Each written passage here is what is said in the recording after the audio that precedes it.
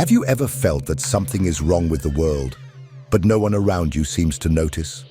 As if you are seeing hidden layers of reality, while everyone around you lives anesthetized, entertained, resigned. Perhaps you have tried to share a deeper thought in a casual conversation, and were met with uncomfortable silences, empty stares, or even disguised disdain in the form of jokes. The truth is that the more you think, the more you see, the more disconnected you become. And this is not a coincidence. It is a pattern.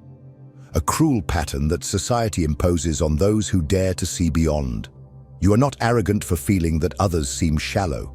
You are not snobbish for preferring silence to superficiality. You are not broken. You are awake. And the world fears those who awaken. Arthur Schopenhauer, one of the most ruthlessly lucid philosophers in history, knew this better than anyone. He wrote, "A high degree of intellect tends to make a man unsociable. Not because the intellectual withdraws, but because the world pushes him away."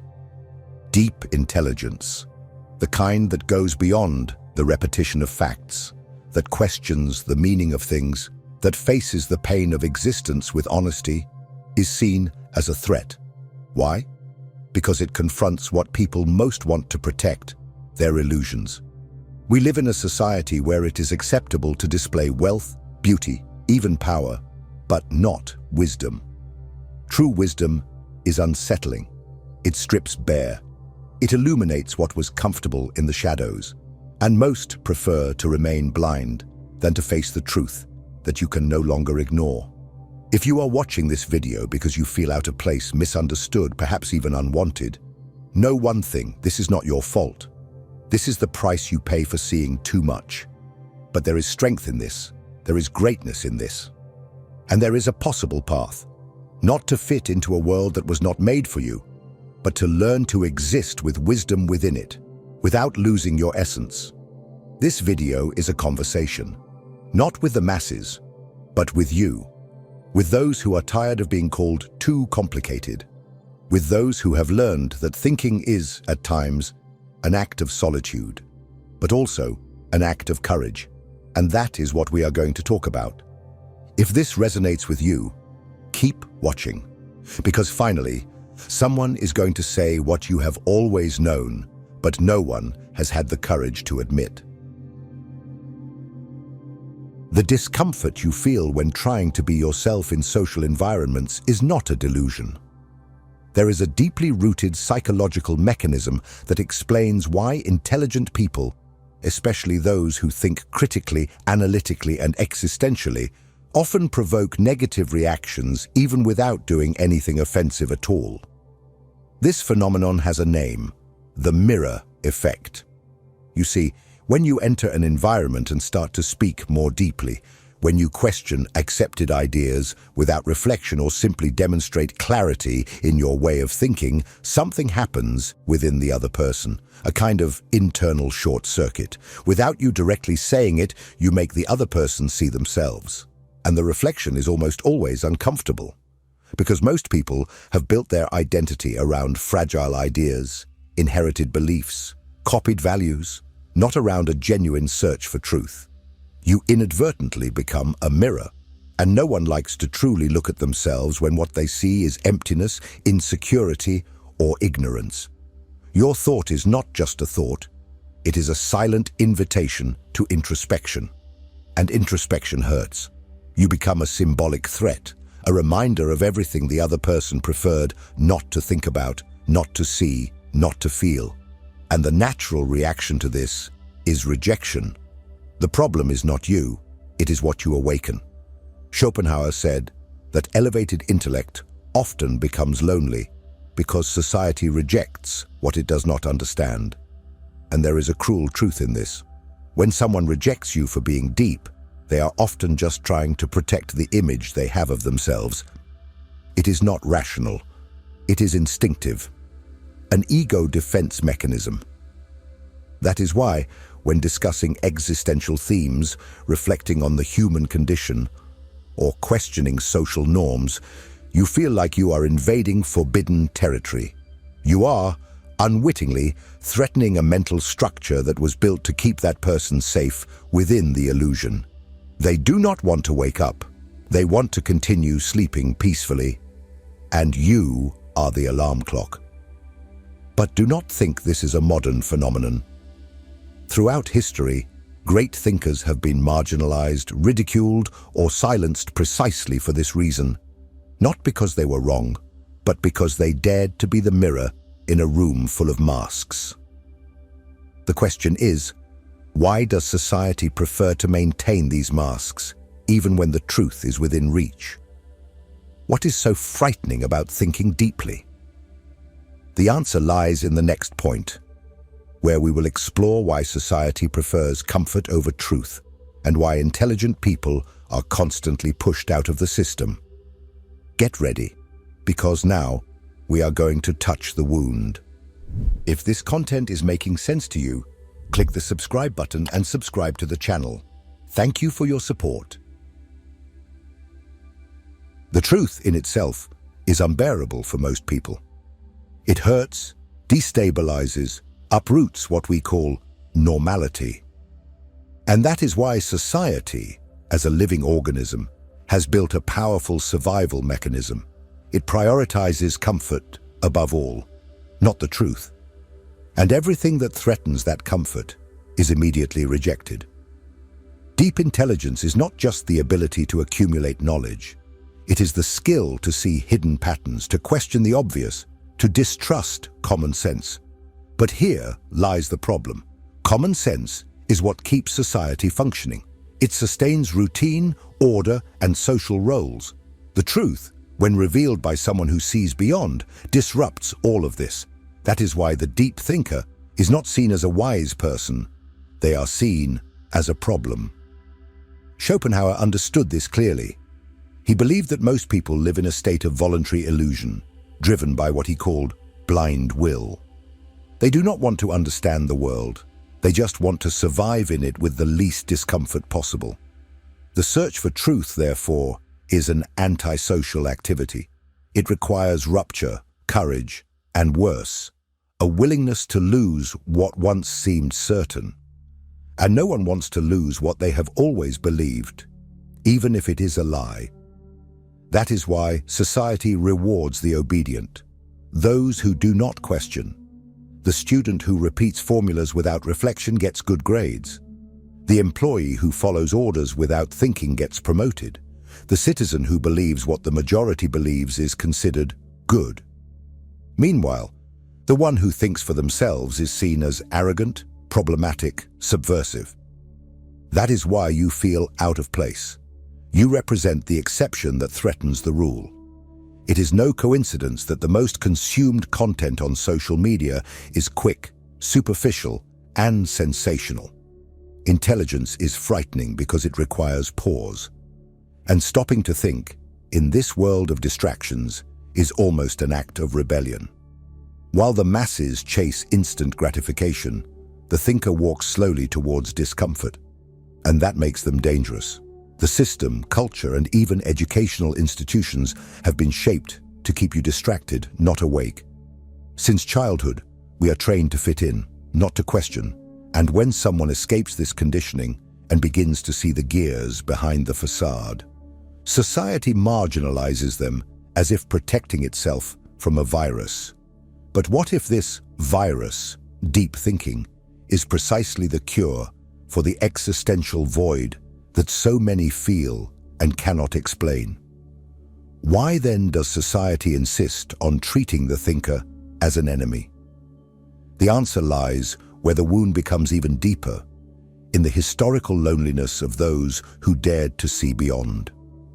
In the next part, we will understand why the brightest minds in history have always been rejected in life, and why this is likely happening to you as well. The loneliness you feel is not a misstep. It is part of the journey, a recurring pattern that accompanies those who refuse to accept the world superficially. History is relentless in this regard. Every time someone dares to think too much, see too much, speak truths that no one wants to hear, that person is isolated, And we are not talking about obscure figures, but some of the greatest geniuses humanity has ever produced. Socrates was sentenced to death for teaching people to think. The accusation, corrupting the youth with questions. The reality, he was simply awakening dormant minds. Galileo was forced to deny his discoveries to avoid execution by the church. Nikola Tesla died alone in a hotel room while the world celebrated the men who stole his ideas. And Schopenhauer, one of the brightest and most acerbic thinkers of the 19th century, lived in disdain during his lifetime, only to be recognized long after his death. The pattern is clear. The deeper the thought, the more violent the rejection. Why does this happen? Because the thinker is an anomaly in the system. They do not fit in, do not repeat, do not obey. They observe from the outside, question what everyone accepts, and, worse still, point out the contradictions that no one wants to see. This generates discomfort, resentment, and fear, and society does not forgive those who make it look in the mirror. This rejection does not come only from institutions or authorities. It comes from the small interactions of everyday life. It comes from that conversation where you realize you need to stay silent to avoid being labeled as too intense. It comes from the constant feeling of not belonging anywhere. It comes from the frustration of not being able to connect with people who live anesthetized by empty distractions. You talk about silence. They talk about reality shows. You question the meaning of existence. They ask if you've seen the latest viral meme. And over time, you begin to silence yourself. Not for lack of voice, but for lack of ears. Society does not know what to do with those who see too much. Therefore, it turns the thinker into a lone wolf. But there is a difference between solitude and forced isolation. The former can be a choice, the latter a punishment. And that is what most thinkers experience, a punishment for not fitting the mold. But do not be fooled. This loneliness is not the end. It can, in fact, be the beginning of a new way of existing, a more authentic, more conscious, more free way. And to understand why this loneliness is inevitable, but also necessary, we need to look inside the human brain. Because what lies behind the rejection of deep thought is not just cultural, it is biological. And that is what we will explore in the next part. You can be the most polite human being in the world. You can speak sweetly, try to fit in, not show superiority. But if you are truly intelligent, sooner or later, you will notice something unsettling. Your mere presence is uncomfortable. Even when silent, even when discreet, you generate tension. And this is not just social. It is biological. The human mind is tribal. We evolved in small groups where survival depended on collective acceptance. Being rejected by the group meant, in prehistory, being left to die. The human brain still carries this code of fear, the fear of everything that threatens the cohesion of the group. And a mind that thinks too much is a threat. It is not the content of what you say that bothers. It is the fact that you see things that others cannot see. Your vision hurts the stability of the group. By raising questions, proposing reflections, or simply not laughing at the same jokes, you unconsciously challenge the invisible rules of social coexistence, and the other person's brain feels this as a rupture, a risk. Studies in neuroscience show that when someone feels intellectually inferior, the brain activates the amygdala, the center of fear and threat. Intelligence is often processed as a predator, not because you are going to attack someone, but because you represent the unknown, the discomfort, the out of script. And the different has always been a reason for exclusion in human history. Moreover, modern society reinforces this tribalism. Schools standardize thinking. Social networks create bubbles. The algorithm does not want you to think, it wants you to click. And you, with your restless mind, with your thirst for meaning, represent exactly what the system does not know how to handle. You do not settle for shallow answers. You do not content yourself with the surface. And this is a problem for a world that lives on appearances. The result? You become the complicated, the weird, the too intense. But deep down, the truth is different. You are a reminder that most people are just surviving, not living. They are repeating ideas, not reflecting. They are anesthetized, not conscious. But what to do with this burden? How to live in a society that seems to have no space for minds like yours? How to preserve your lucidity without being crushed by the weight of rejection? This is exactly what we will explore in the next part. If you feel that your intelligence sets you apart and want to understand why this happens on such a deep level, you'll find real value in my ebook, Beyond the Shadow. It breaks down Jung's core ideas and gives you tools to navigate the loneliness of seeing what others can't. Link is in the pinned comment. If you have made it this far, it is because you understand the weight of carrying a mind that doesn't fit in. And no, you don't need to fit in, but you need to learn to survive, and more than that, to thrive, even in a world that seems to have been made to silence people like you. The question now is not to change who you are, but to transform your clarity into strength, your sensitivity into wisdom, your solitude into a temple. Arthur Schopenhauer, with all his philosophical harshness, did not believe that the world was a fair place for the intelligent.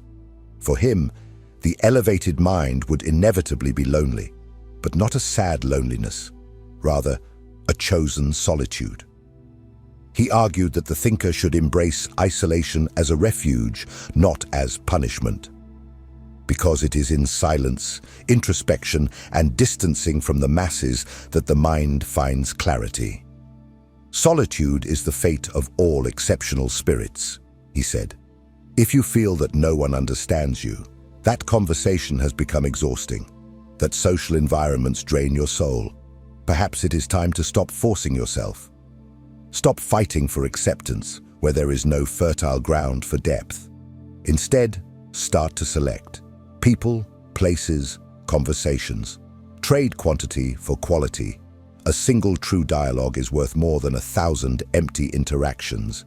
And no, this does not mean living isolated from the world. It means finding a way to live in the world without losing your identity. A valuable trick is to learn to modulate your language. Not every place deserves your depth. Not every listener is ready for your vision. This is not censorship, it is strategy. Schopenhauer himself said, "Never share the depth of your thoughts with those who live on the surface. Use your intelligence as a selective mirror. Show the reflection only to those who have the courage to look." Another key is to cultivate spaces for expression and expansion. It could be a journal, a channel, an art form. Put your mind to create, not just to reflect.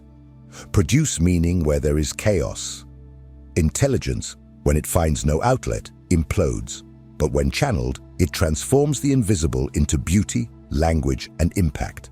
And finally, find your own, even if few, even if distant. The internet has allowed scattered souls around the world to connect.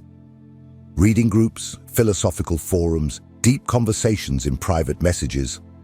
All of this can be a sanctuary for minds like yours. Your tribe exists. You just need to stop seeking approval in the wrong places. But even with all this, there is a truth we need to face with maturity. Being intelligent in a world that fears intelligence will continue to be a challenge. And the deeper you go, the lonelier the path may seem. But there is a hidden gift in this journey, and that is what we will reveal in the last part. The silent gift of seeing what others do not see, and how to turn that gift into power. Prepare to see your own value with new eyes. There is a price to pay for seeing too much, for thinking too much, for feeling too much. It is the price of awareness. And awareness, contrary to what is preached out there, does not bring peace. It brings truth. And truth, almost always, hurts. You have probably tried to be like others. You have tried to fit in, to be silent, to mold yourself. You have tried to seem less intense, less analytical, less you. But every time you did that, something inside you died a little. Because there is no freedom in hiding, only exhaustion. And the world, which rejects you for being different, also does not reward you for pretending to be the same. But here's the twist. What makes you excluded is exactly what makes you necessary. The world needs eyes that see where others do not. It needs voices that challenge comfort. It needs minds that do not submit to the superficial. And you are one of those minds. It's not about adapting, but about positioning yourself. About using your clarity as a tool, not as a burden. About transforming your loneliness into clarity, your pain into art, your restless mind into a beacon for those still lost in the fog. You did not come into the world to please, you came to awaken. Yes, this may mean walking alone for a while, being misunderstood, being excluded from certain circles, ignored in certain environments. But do not be fooled. The masses do not reject you, they reject what they are not yet ready to understand. And everything that is new, true, and powerful has always been ridiculed before being recognized. Schopenhauer, Nietzsche, Pascal, Tesla, Turing, all were marginalized in life. All were considered too much. And, ironically, it was they who shaped the future. You carry that same spark. The difference is that now you have the chance to understand your role before it's too late, to accept yourself before the world is ready for it. If this message spoke to you, if at any moment in the video you thought this is exactly how I feel, I want you to write in the comments, I see. Because that is what differentiates those who have awakened from those who are still asleep. And if you see, you are not alone. There are others like you. Here. Now. And if you feel you need to continue this journey, need to understand even more about yourself, about the human mind, and the invisible game of reality, then watch the next video. It is essential.